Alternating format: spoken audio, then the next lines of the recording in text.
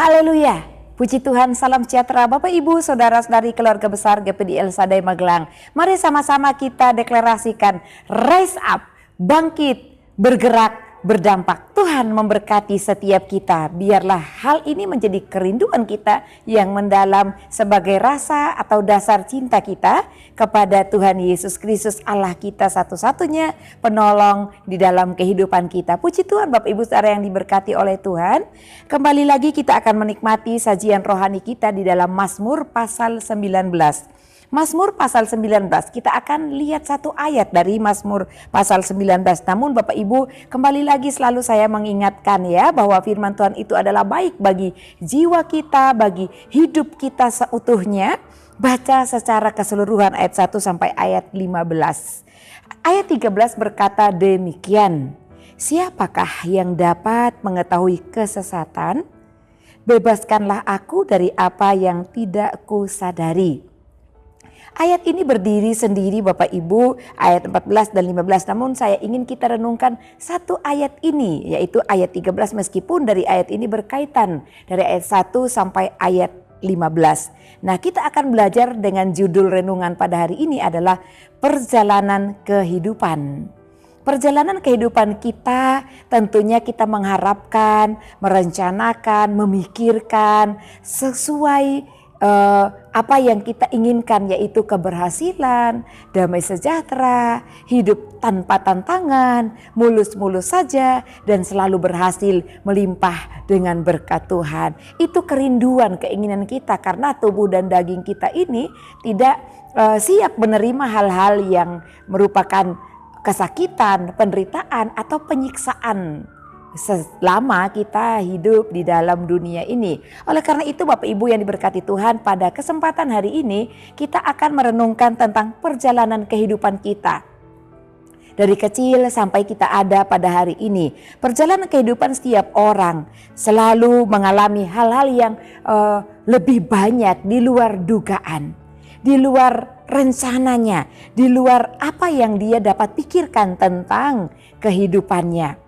Nah, puji Tuhan Bapak Ibu yang diberkati Tuhan, dalam bagian observasi terlebih dahulu kita melihat bahwa Mazmur ini, khususnya Mazmur pasal 19, ditulis oleh Daud saat Daud sedang merenungkan tentang kedahsyatan Tuhan, tentang kehebatan Tuhan, tentang keindahan Tuhan melalui alam semesta. Bapak Ibu baca ayat 1 sampai ayatnya yang ke-7 ya, di mana Daud merenungkan tentang kebesaran Tuhan melalui alam ciptaan Tuhan ini. Dan selain itu Daud juga merenungkan tentang kebesaran Tuhan, kemahakuasaan Tuhan dan kehadiran Tuhan, kekuatan Tuhan melalui firman Tuhan. Jadi Daud bersyukur melalui alam ini. Dia melihat bahwa begitu luar biasanya keindahan alam ini, melukiskan keindahan dan kemuliaan Tuhan sendiri. Oleh karena itu Bapak Ibu yang diberkati oleh Tuhan, kita juga dapat mengucap syukur, bangga, memuliakan Tuhan, mengagungkan Tuhan, hormat kepada Tuhan dengan apa yang kita dapat lihat di dalam dunia ini. Gunung-gunung, alam, air yang bergelora, ada gelombang-gelombang kecil, bahkan gelombang besar kalau Bapak Ibu ada di laut. Semua itu perbuatan Tuhan yang ajaib. Namun ketika kita masuk dalam bagian interpretasi, khususnya ayat 13, kita dapat melihat dua hal Bapak Ibu Saudara ya. Nah, yang pertama yang kita lihat dalam setiap perjalanan kehidupan, orang benar tidak seorang pun dapat sungguh-sungguh atau benar-benar sudah mengetahui tentang perjalanan kehidupannya. Seperti saya katakan bahwa orang itu mampu berencana tentang masa depan, hari esok, bahkan keberlangsungan hidupnya. Bahkan manusia seorang pun tidak pernah tahu dia hidup di dunia ini berapa lama. Tapi kita semua akan berharap masa hidup kita adalah umur panjang. Tapi kita tidak pernah tahu kita akan berakhir di umur berapa. Itu tidak pernah ada satu orang pun yang tahu Bapak Ibu ketika orang itu memikirkan tentang perjalanan kehidupannya, kecuali Tuhan memberitahu secara langsung lewat Roh Kudus, memberitahukan dalam hati, dalam pikirannya ketika sedang membangun hubungan dengan Tuhan. Itu mungkin bisa terjadi. Namun ketika dengan kekuatan, kemampuan, pengetahuan kita sendiri, tidak ada seorang pun yang tahu Bapak Ibu Saudara. Oleh karena itu manusia baik Daud hanya bisa merancang-rancangkan yang baik tentang kehidupan, tentang penghidupan dan masa depannya.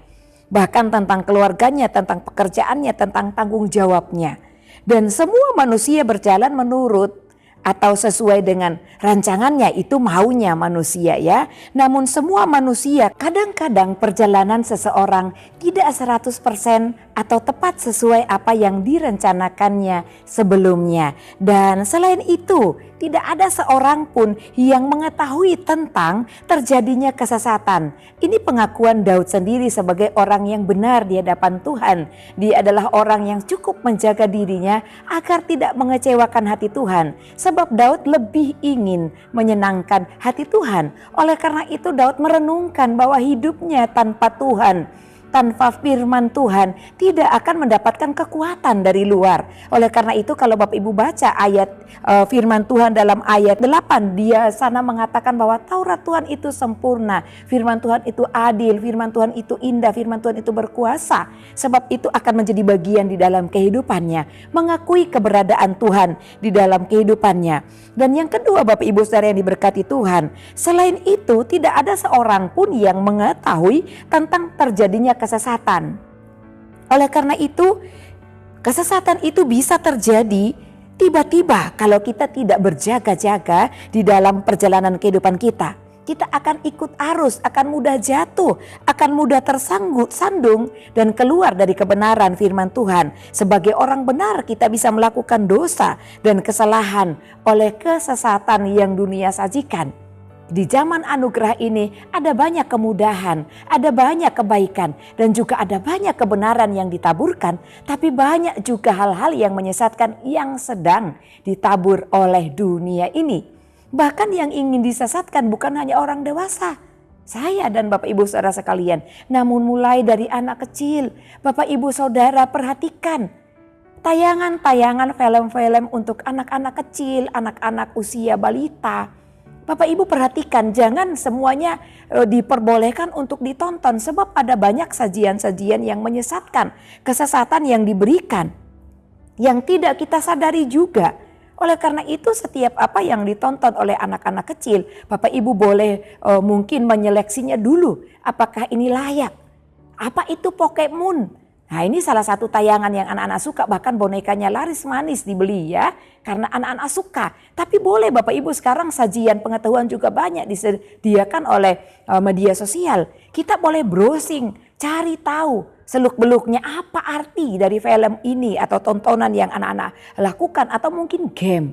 Karena ada banyak games juga menyesatkan anak-anak kita. Bukan hanya orang dewasa yang disesatkan. Nah oleh karena itu Daud sendiri berkata, dia memohon kepada Tuhan, ini hal yang kedua. Dia memohon kepada Tuhan bahwa dia berkata, Tuhan lepaskanlah aku dari apa yang tidak kusadari. Bapak Ibu yang diberkati Tuhan, banyak hal yang tidak kita sadari bisa tiba-tiba terjadi. Sebaik-baik apapun kita menjaga diri kita, menjaga pikiran, hati kita, tapi banyak hal-hal yang kita tidak sadari. Dan itu bisa menjadi suatu hal yang juga dapat menjadi terjadi dalam kehidupan kita. Oleh karena itu firman Tuhan katakan, berjaga-jagalah senantiasa di dalam roh dan tetaplah berdoa. Ini pesan Tuhan bagi setiap kita. Kenapa? Ketika kita berdoa, kita mendapatkan kekuatan dari Tuhan. Kemuliaan Tuhan, Roh Kudus, Dia yang menutup bungkus semua pikiran hati kita, hidup kita, sehingga terjaga dengan aman seperti Daud. Selain dia bersyukur dengan kebesaran Tuhan, dia pun berdoa kepada Tuhan karena dia menyadari bahwa banyak hal-hal yang di luar pengetahuannya, kesesatan-kesesatan yang bisa terjadi seketika waktu, dan banyak hal yang tidak disadari oleh Daud sendiri.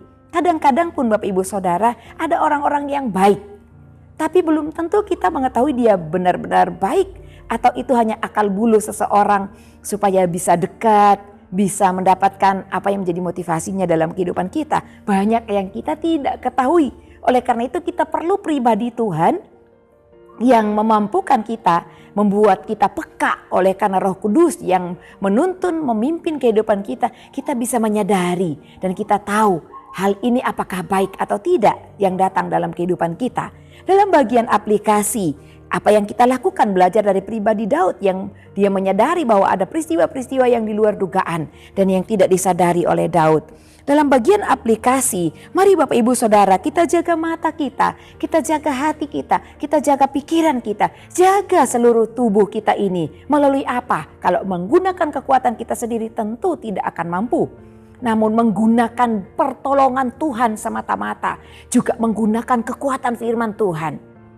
Jadi ketika hal-hal yang tidak terencana, hal-hal yang kita tidak ketahui, hal-hal yang mungkin kita tidak sadari, firman Tuhan itu akan membuat kita sadar.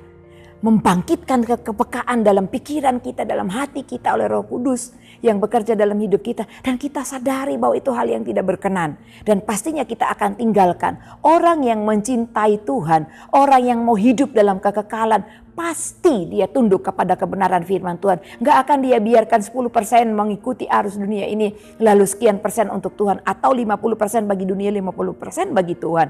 Tidak akan mungkin. Karena kalau itu kita lakukan, kita tidak ada dalam kerajaan Allah. Sebab Tuhan memilih orang-orang yang murni hatinya, yang tulus ikhlas mencintai dan melakukan kebenaran firman Tuhan. Dalam bagian aplikasi, perenungan dari Daud melalui kebenaran firman Tuhan ini membuat kita semua menjadi semakin bergantung kepada Tuhan. Ya, kita harus bergantung sepenuhnya kepada kekuatan Tuhan. Karena kita tidak cukup kuat menjaga diri kita, Bapak Ibu Saudara. Kadang-kadang kita merasa cukup kuat, kita cukup beriman, kita cukup mengetahui firman Tuhan. Tidak cukup. Kita harus punya sumbernya, yaitu Tuhan sendiri sebagai pengharapan. Di dalam kehidupan kita bergantung sepenuhnya kepada kekuatan Tuhan. Dan Tuhan akan bekerja di dalam kehidupan kita semua. Mazmur 91 ayat 2. Di sana juga Daud mengakui bahwa Tuhanlah tempat perlindunganku. Tuhan juga yang menjadi tempat perlindungan kita, Bapak Ibu yang diberkati Tuhan. Dan di dalam 1 Korintus 15 ayat 33 dikatakan bahwa kita harus menjaga juga pergaulan kita. Jangan kita sembarangan menjaga pergaulan kita. Dikatakan janganlah kamu sesat. Pergaulan yang buruk dapat merusak kebiasaan yang baik. Oleh karena itu hati-hati setiap waktu Bapak Ibu. Pesan firman Tuhan juga kita harus senantiasa hati-hati.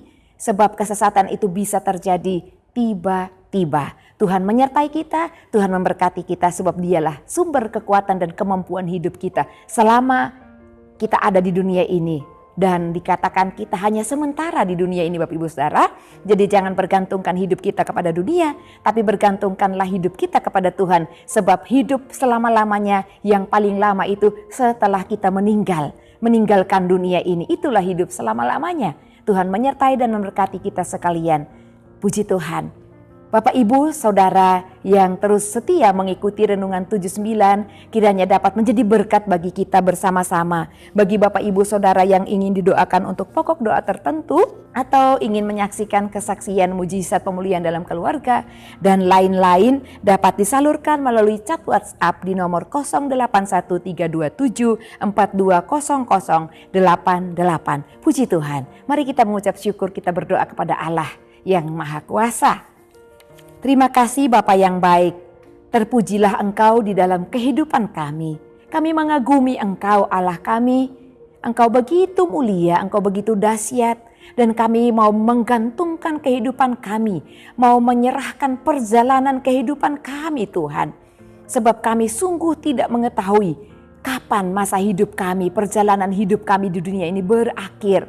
Namun selama kami masih menikmati perjalanan hidup kami di dunia ini, kami mau percaya kepadamu dengan sungguh-sungguh, mencintai firman-Mu, sehingga firman-Mu itu memberikan kami kekuatan kepada hal-hal yang bisa terjadi secara tiba-tiba dan tak terduga. Karena kami manusia biasa, banyak hal yang tidak kami sadari Tuhan, namun Engkaulah Allah yang memampukan kami. Terpujilah nama-Mu yang mulia, yang ditinggikan mengatasi segala puji dan hormat. Hanya Engkau adalah Tuhan. Engkau telah menjadikan langit, bumi, dan laut, dan segala yang ada di dalamnya. Engkau memberi hidup kepada semuanya itu, dan bala tentara langit sujud menyembahmu. Terima kasih Tuhan, dalam nama Tuhan Yesus kami berdoa. Haleluya. Amin.